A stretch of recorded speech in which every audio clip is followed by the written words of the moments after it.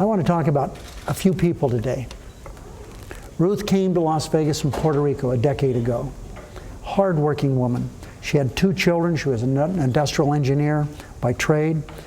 She got laid off of one of her jobs, and that made it so difficult for her and her family. So to make up the difference, she started cleaning houses. Even that work was sporadic, but she worked very hard, long hours.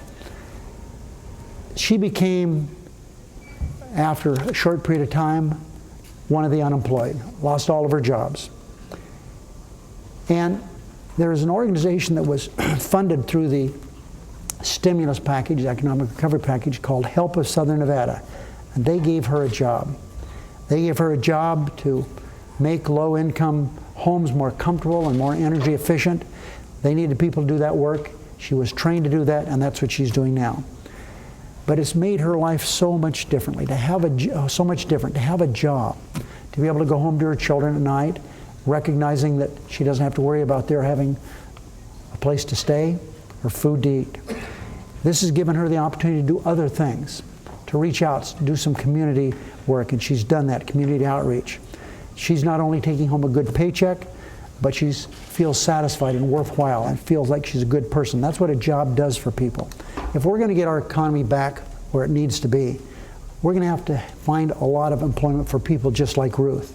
The story of Ruth is a story that we don't have enough of. There are some. We've created lots of jobs here in Nevada, but not nearly enough. Let's talk about housing. We talked about jobs. Let's talk specifically about housing. Gilberto had a home, and again, like a lot of people in Southern Nevada, had some hard times. And he found an opportunity to save his home. And he went to this company that advertised itself as a salvation for those that were trying to stay in their homes. They wanted, before they would talk to him, $1,000, and he scrimped and gave $1,000 to this organization, this company. He waited a few days, a week, 2 weeks, called, just a lot of fluff on the phone, and finally he goes, after 3 months, to the place where he gave him the $1,000. It didn't exist anymore. They left. The mortgage scams that have taken place the past 18 months in America is horrific. This is only one example that happened to Gilberto. And one of the things that we did a year ago is pass a mortgage fraud legislation, so people like those that cheated Gilberto will pay. And we have been able to initiate a number of criminal actions against people just like him. The law previously did not allow that and made it much harder to do. But in housing, there's been some headway. For example, I just talked to one of my staff.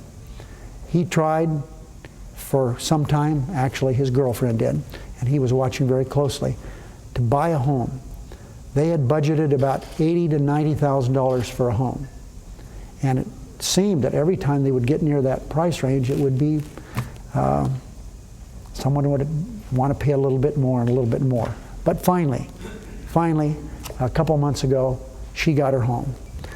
$80,000. Payments are $450 a month. The home is 4 years old. It's a townhouse, and they are excited that they have this beautiful little home. And they were able to afford that because of the first-time home buyers tax credit of $8,000. Couldn't have happened otherwise. And that's happened to hundreds of thousands of people throughout America. There's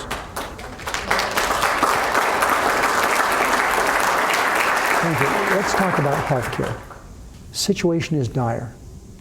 In the year 2008, 750,000 people filed for bankruptcy in America.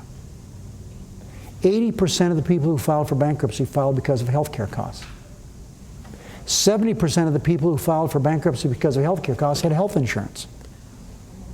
America is the only country in the world where if you get sick or hurt, you might have to file bankruptcy. Harvard completed a study a matter of months ago that 45,000 people die every year in America because of lack of health insurance. The insurance industry is the only business in America today that is not subject to antitrust laws except for Major League Baseball. That's been going on for 70 some odd years, and they've taken every advantage of the fact that they're not subject to the antitrust laws. So we need to do something about health care reform. And we're going to do something about health care reform. But let me talk about Jesus. This story is sad, unbelievable, but it's true. He's from Reno, Nevada. And it's worth noting that we have about 45 million Hispanics in America. That's about the same number of people who have no health insurance in America. Well, Jesus lives in Reno. He had a small business. He had a restaurant in Reno that was good, small restaurant. And he had a blessing in his life. They had a baby. And this little girl was born with a cleft palate. It happens. The surgery to fix it is fairly common now, and with plastic surgery they repair these little kids so they're hardly noticeable that they were born with this cleft palate. Well, surgery was performed on the little girl. He opened the mail a few months later. The letter was from his insurance company. What did the letter say? We're not going to pay your bill because your daughter had a pre-existing disability. His letter explained in detail that a cleft palate was a pre-existing disability and they weren't going to pay the bill, and they didn't pay the bill. So Jesus was stuck with a $90,000 hospital doctor bill. This shouldn't happen in America. Shouldn't happen in Reno, Las Vegas, Boulder City, Henderson. Shouldn't happen any place. But it happened to Jesus. That's why we must keep fighting to cover the tens of millions of people who don't have health insurance, and to also take care of the insurance that people have so that it's meaningful.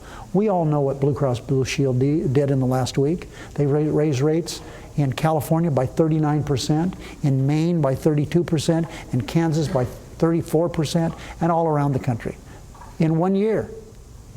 So we're going to continue to work on health care.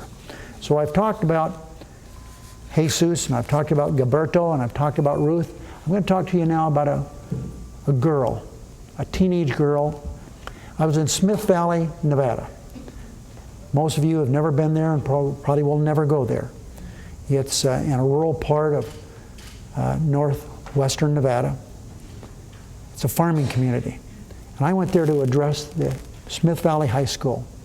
And it was a small school. They had an assembly for me, and I finished my presentation and answered some questions. And I could tell there was a young person there that wanted to talk to me. And so when things calmed down a little bit, I said, "Did you want to say something to me?" And she said yes, and it was obvious she was embarrassed to talk to me. And so we talked alone. She said, "I am the valedictorian of my class. In effect, the smartest kid in her class." But she said, "I can't go to college. My parents are here, undocumented." She said, "Senator, what am I supposed to do?" I don't know what she's doing now, but I do know where she should be. The smartest kid of any class should be able to go to school any place they can. They want to. And that's why I'm not going to get in a long dissertation here tonight, this afternoon, I'm sorry, on comprehensive immigration reform, which I think we need badly. But I am going to talk about one aspect of comprehensive immigration reform that I so believe, and that is the DREAM Act.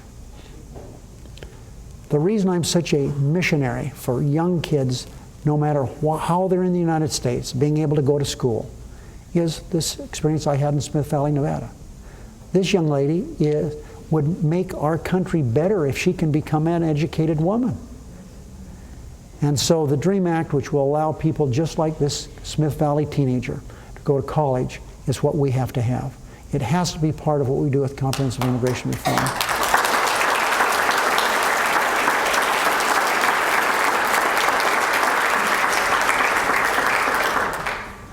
I'm grateful for each of you coming and participating in this event.